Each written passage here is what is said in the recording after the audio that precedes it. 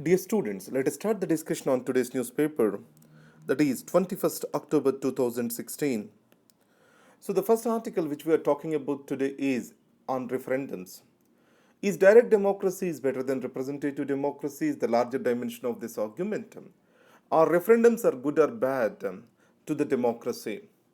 Now, on the positive note of the referendums, I can say it this way: it brings legitimacy to a particular decision, as democracy is all about the citizens themselves participating and making the decision obviously gives the greater legitimacy to it. And second is, it educates the people about a particular issue. Now, either you talk about the Brexit or you talk about a recent referendum in Colombia on the peace process, there will be certain levels of education which are imparted to the people through this. And on the economic theory front, what they say is every individual is based on his self interest. He makes the decisions on the basis of self interest. So the referendums are the best way for everyone to make what is good in their own interest.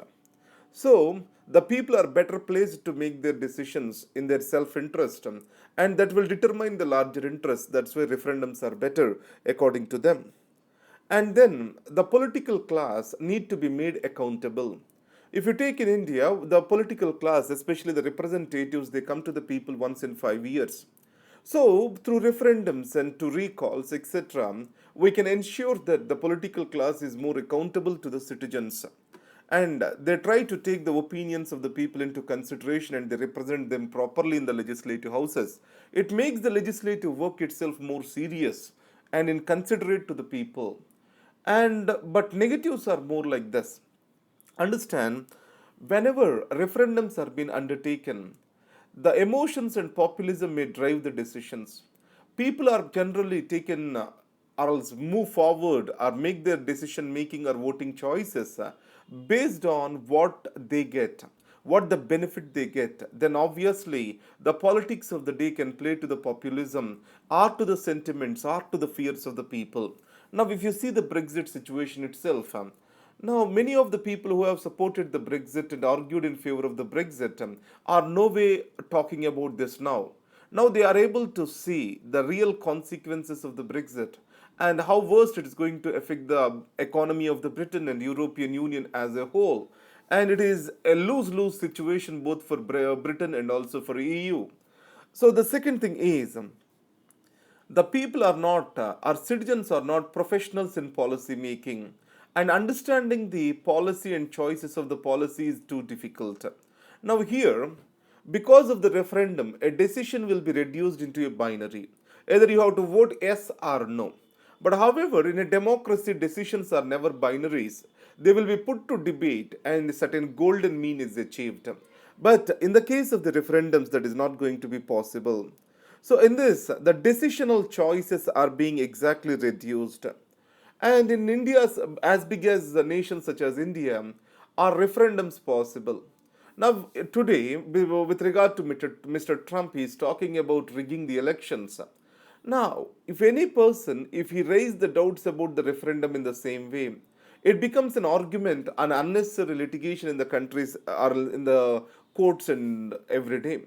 So it means unless the process is well received by all the members of the political class, no politics or no election procedure or referendum can be taken in a positive spirit. And then, through direct democracy, on whom we will fix the accountability tomorrow the decision goes wrong. In the legislature, through elections, yes, we can fix the responsibility on the governments of the day.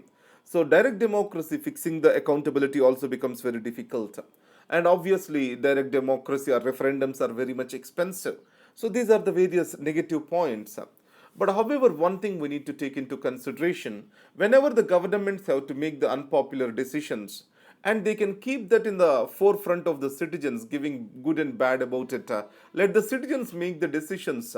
So that is what is the attitude which is happening across the world now. So when repeated referendums are being conducted, obviously the enthusiasm of the citizens to participate in the referendum comes down. So if you take in Colombia, only 32% of the people have participated in the referendum. And generally, the people who have opposed the peace process are those who never got affected because of the war. But in the areas where war was held, or where these rights violations are happening, there the people want to end that particular thing as quick as possible. They voted in favor of referendum, peace process referendum. So in this context, how can someone's problem can be judged by the other people is the major question in the referendums. And when the voter participation is too less, how to handle that? So in this context, the author says that a minimum voter percentage participation shall be made mandatory for every referendum before a decision is being made. So this is what is about this article. So in Britain, certain checks and balances are also been kept, where a decision made in referendum or opinion expressed by the people in referendum can be overridden by the parliament if necessary. Such safeguards are also to be taken into consideration. Now let's come into LOC trade. So let's understand here certain terms. One is MFN, most favored nation status. So according to this, there shall not be any discrimination between the trading partners. If India has accorded the MFN status to the Pakistan, India shall not discriminate Pakistan against the other trading partners of the same product. And people generally confuse that with the nationality treatment clause of WTO. In the nationality treatment clause, it means that an imported product shall not be differentiated with the local product. There shall not be an undue advantage to the local producers. That's what is nationality treatment. MFN means it is not differentiating between various trading partners. So India has given the MFN status to Pakistan, but Pakistan did not do the same or revert back the same to India. So here, today, remember this dictum: wherever the trade happens, goods flow, there the bullets cannot pass. It means that where the trade leading to the prosperity of the people on both sides of the borders, there the countries cannot risk a war. So, in the LOC trade, if it gets strengthened, the prosperity comes to the region, and the people who are getting affected by the political decisions, they can be the partners in the peace process. And second is, the trade surplus is in favor of India. And added to that, the LOC trade, since it started, it has grown and grown, and better facilities such as trade facilitation centers and mandis over there, and improving the access and transport facilities, all this will further enhance the trade, which will in the long term lead to the peace between India and Pakistan. That is what is a force multiplier effect of the trade, which the authors talk about. Now coming to Israeli security model. So with regard to Israel, Israel is an offensive, aggressive nation where it tries to bomb the Gaza, it tries to bomb the Lebanon, for the protection of its small territory. So such an aggressive posture, is it good for India or is it good for Israel itself is the major question. So let me put it this way. Israel has bombed Lebanon and then Hamas. Is it in a position to secure peace today? Right, it is perpetually in insecurity through its offense aggressive strategy. So, in the case of Lebanon, Hezbollah got strengthened. It still has the firepower. Because of the actions of the Israel, the government got weakened and the Shia militia got strengthened. So it's been said that Israel will be ever peaceful once the Hezbollah is been defeated, or PLO is when it has been stationed in Lebanon if it is defeated. But it never happened that way. The insecurity is further and further increased, and it has taken up the Gaza blockade, which was criticized by the international community. It has huge, or else it fired against the Hamas in Gaza, which is an extremist element. So, in spite of that, till today it is still unable to get the sense of security to its people. And further to that, there is an international criticism on the Israel. Now, if you take Hamas or Lebanon, Syria, Egypt, all these countries, so they do not have equivalent military power vis-a-vis the Israel. So Israel is only the nuclear weapon state in this region, and it is not the case with any of the surrounding regions. So Israel's actions are also against the small militia groups, most of the cases, and only in few cases on the sovereign nations.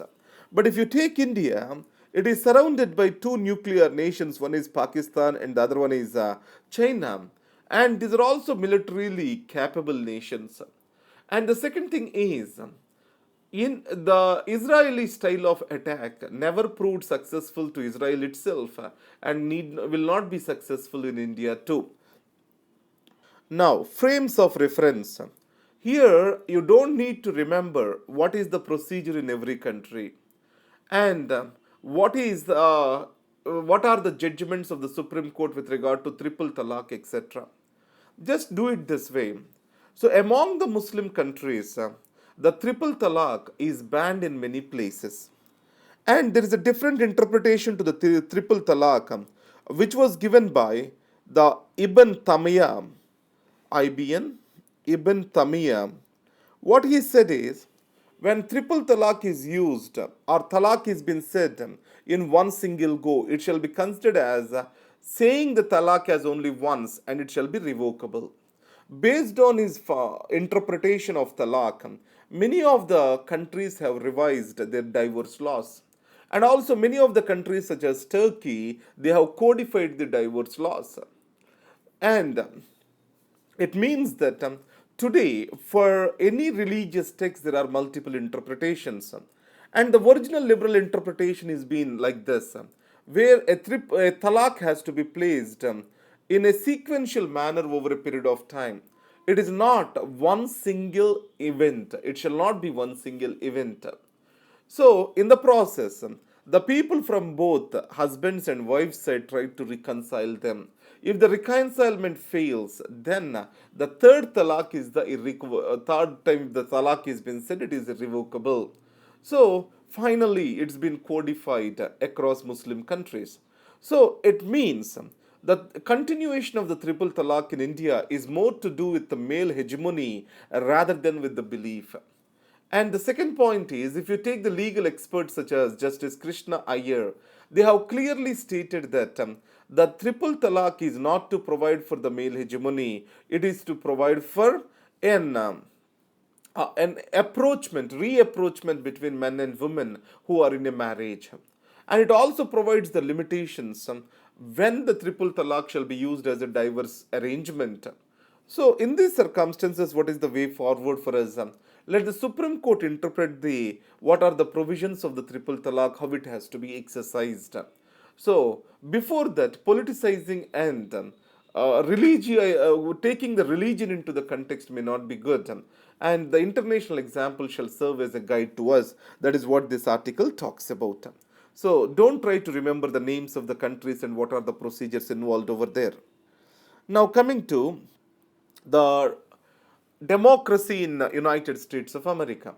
Mr. Donald Trump, he made a remark that he will not accept the outcomes of the elections if he got lost or if he gets defeated. So it means he is very much questioning the election process. In any democracy, there are two things. One is substantive democracy and procedural democracy. So, in a procedural democracy is based on elections, their fairness, and the trust of the people in the election process. So, in that scenario, if these elections are not being accepted, that very will shook the foundations of this substantive democracy. People will not have the trust over their leaders, their procedures, etc.